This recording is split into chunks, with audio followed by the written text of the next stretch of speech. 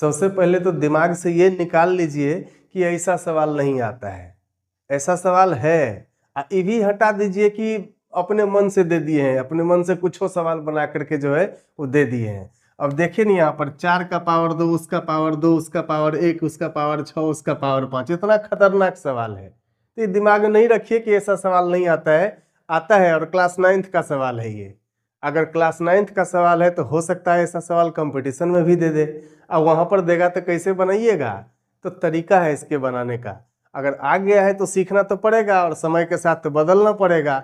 अगर ऐसा सवाल आ गया तो बनाने का एक बहुत ही छोटा सा मेथड है, आसान सा मेथड है। पहले ये सोचते हैं कि गलती करते कैसे हैं, और बच्चे लोग जो गलती करेंगे उसको हम पकड़ेंगे और वहां से सही तरीका बताना शुरू करेंगे। तो गलती करते कैसे हैं समझिए। एक्सपोनेंट है तो एक्सपोनेंट में नॉर्मली हम लोग क्या करते हैं, अगर कहीं पर लिखा हुआ है 2 का पावर 4 और इसका भी पावर 3, तो नॉर्मल सा एक रूल है, इस दोनों को हम लोग मल्टीप्लाई कर देते हैं, लिख देते हैं 2 का पावर 12। 4 और 3 का मल्टीप्लीकेशन कितना होगा, 12 होगा। 4 3 को गुना कर दिए, 2 का पावर 12 लिख दिए। यही काम यहाँ भी करना है, लेकिन थोड़ा तरीके से। नॉर्मली ऊपर से नीचे की ओर हम लोग मल्टीप्लाई करते हैं। तो जब गलती करते हैं बच्चे तो क्या करते हैं समझिए।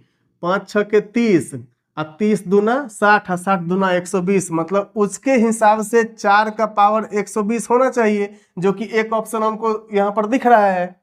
लेकिन ये गलत ऑप्शन है, ये ध्यान में रखिए, ये हमेशा गलत ऑप्शन होगा। तो सही क्या होगा, सही जानने के लिए ये देखिए, ये वाला यहां से हमारा काम बनने वाला है। बीच में एक जगह 1 लिखा हुआ है, 1 लिखा हुआ है, तो इसके ऊपर में कुछ भी रहे, 1 का पावर कुछ भी रहेगा, उसका रिजल्ट तो एक ही हो जाएगा।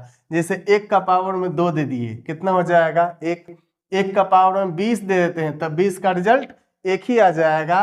1 का पावर मान लेते हैं 1 लाख दे देंगे, तब 20 का रिजल्ट कितना हो जाएगा, एक ही हो जाएगा। तो 1 के ऊपर में कुछ भी लिखा रहे, जैसे 5 6 के 30 लिखा हुआ है यहाँ पर, या नॉर्मली इस तरीके से समझे कि 6 का पावर 5 है, तो 6 का पावर कुछ भी रहे 5, उसका रिजल्ट जो कुछ भी आया, और 1 के पावर में अगर वो आ रहा है तो उसका रिजल्ट तो एक ही होने वाला है। इसका मतलब ये हुआ कि यहां तक का रिजल्ट हमारा 1 आ गया, यहां तक कोई लोचा था ही नहीं। अब 2 का पावर 1 अगर रहे तो उसका मतलब 2 होता है। हमारा सवाल यहां से बनेगा, मतलब 4 का पावर 2 उसका पावर 2, तो 4 का पावर 2 उसका पावर 2, फिर से क्या करेंगे, इस दोनों को गुना कर देंगे। तो गुना करने के बाद कितना रिजल्ट आएगा, 4 का पावर 4, जबकि ये ऑप्शन में ही नहीं है। तो क्या करेंगे, अब ऑप्शन के अकॉर्डिंग इसको हम लोग बदलेंगे। इस 4 को तो हम लोग लिख सकते हैं ना, 2 का पावर 2 और उसका भी पावर 4। अब इस दोनों को गुना कर दीजिए, तो फाइनली कितना आ गया, 2 का पावर 8, और ये ऑप्शन अपना सही ऑप्शन है।